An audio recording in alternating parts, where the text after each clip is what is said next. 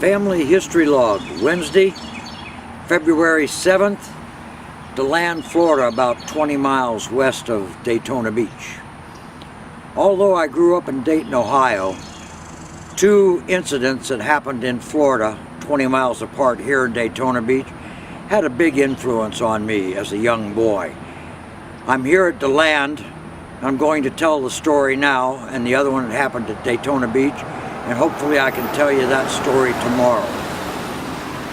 I'm on day 106 or 107 right here, and we're at Daytona International Airfield, which used to be Deland International Airfield, which used to be Deland Naval Air Base. The plaque above me reads Florida Military School 1956 to 1971, meaning this on an old air base, abandoned Navy air base, was the site of a military school. My parents sent me to military school as a young boy. And I don't know whether it was because I wasn't a juvenile delinquent and never got in any big trouble, but I was strong-willed and headstrong and independent and practically uncontrollable. That might have had something to do with it, but also the fact that I don't think my parents' marriage were doing well those last couple of years, and they wanted to isolate me from that. And there's always the influence of the fact that my mom had a dream for me of someday getting me in to West Point and I'd have a brilliant military career. After all, she named me Winfield after Winfield Scott, so my mom was a bit of a romantic that way.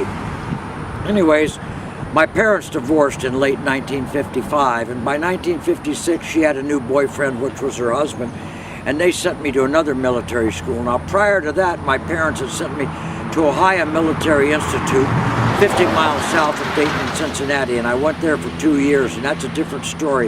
Had a big impact on me. But down here in Florida, the draw of this school is that cadets that would be tied to the air base right here in Civil Air Patrol, and the cadets, by the time they reached 16, would have enough training that they could get a pilot's license at 16 years old, which was really different from military schools at the time. So my mother enrolled me down here, got me down here, and I came the second year. The first year there was 60 cadets. The second year there was about 180. So I came down here. Now, an interesting side story. Growing up in Dayton, me and my buddies Bob and Jerry and Bob Slack always had a lot of, at that time we called them colored or Negro buddies. We had a lot of friends. We liked black music, rhythm and blues. We hung out in some black juke joints. So we didn't have any problems with racial problems or segregations. But when I got down here at the airport, my mom didn't bring me down. She sent me down. I was enrolled. I took a taxi from the airport to the Greyhound bus station at Daytona Beach, and I got off the bus station and I got my first real introduction into racial hatred and segregation, because when I walked up to the building, there were 2 restrooms and 2 drinking fountains. One set marked colored, one set marked white, and that pissed me off. So I used the colored restroom to go take a piss and came out, was having a drink at the colored drinking fountain, and 2 or 3 white guys started to come up and give me a little flack. So I was a feisty little summit, so I just put my back to the wall and got ready to go general quarters on them. And one of the bus station attendants and drivers and a couple of black guys came over and kind of intervened and broke it up and got me right on my bus. But that was my first introduction to segregation. I didn't like it then, and I still don't like it now. Anyways, it was a cool military school. It was mounted on an Air Force or a Navy base that was closed down, so there were tons of hangars and equipment to explore. And back behind here in the Florida swamps was the jungles where they trained pilots in jungle survival for the South Pacific, and they also built some military bases back there where they taught jungle warfare, so there was a lot to us to discover. My roommate was a second-year man. He was in that first class. He was now a sergeant. He was from Jacksonville. His dad owned a construction company, and we went for a few weekends up to his house, and I hung around with him up there. But I quickly got about 100 demerits, 50 demerits each for getting caught smoking a couple times in places I wasn't supposed to. So you work those off out on the grinder after classes and before dinner, and you march back and forth 15 minutes for a demerit. And but since my roommate was a second-year man, a sergeant. He could check out the clipboard, and we got rid of those demerits pretty quick, so I was still able to get liberty. But it was about my 6th week here that we were coming home from coming back to the barracks from an afternoon pep rally. It seems they were putting together a pretty good little football team. We had gone into town that week to scrimmage with the local high school and kicked their ass, and we had our first big game coming up, and we were going to have a big pep rally out on the commons. Now, the buildings we occupied were rebuilt, and they were in pretty good shape. But the rest of the buildings were getting pretty dilapidated and run down. And as we were walking in the building, I said, you know what we ought to do is get permission to go over and tear out some wood, some siding from some of those old dilapidated buildings, and build a really big bonfire. Well, it turns out I was heard by a faculty member who misunderstood it probably, reported me, and on Saturday morning they called me into the office and simply said, you're going home. And within 2 hours I was back and on the bus back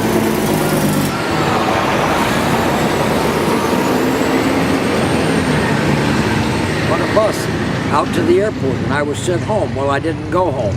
Didn't want to go home. Cashed in my tickets. I went to Jacksonville and stayed with my roommate's parents for about a month. When I got home, all was not good and all was not happy. And I told my mom, and she just didn't really buy into it. But what we found out a couple of years later was the thing was run by us as a scam. Every military school in the country, you enroll your son, give an enrollment fee, and then you start making monthly payments. But this school was different. This school you had to pay half to enroll, and 30 days later, which would have been about the first week of October, you had to pay the other half. Well, I was just the first of about 100 victims that went home within 30 days. It just seemed they were sending everybody home, got it down to about 75 guys, and kept all the money. And they kept that up. Now, it became a pretty good school. I understand the flight school never really materialized, so the whole thing was a pretty good military school, but it was a financial scam and closed in 1971. Anyways, that's my bit of family history and the impact it had on me the few weeks I spent in Deland, Florida. This is the postscript to that story. In Florida at the time, if you worked for a family business in agriculture, you could get your driver's license at 14 years old. And I stayed 6 weeks with my roommate's family. His dad had a construction company, and he did a lot of construction on farms, owned a farm, and he got me a driver's license. And my job for him was actually just going out and delivering tools and blueprints and running errands back and forth to the workplace. He gave me an old truck to drive back around in. When I got back to Ohio, I went into the DMV. I was 14 and a half years old, or not even that old, and I went into the DMV and I just handed them my Florida driver's license, and without even looking at it, they gave me an Ohio driver's license, which you normally had to wait to be 16. And then a year later, or less than a year later, when I moved to California, I took that Ohio driver's license into the California DMV and just handed it in, and they just gave me a license in California before I was 16 years old.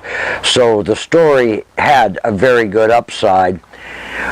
Now, one of the other histories that I'll be doing is my trip when I moved to California at 15 and a half years old. That's the end of this one.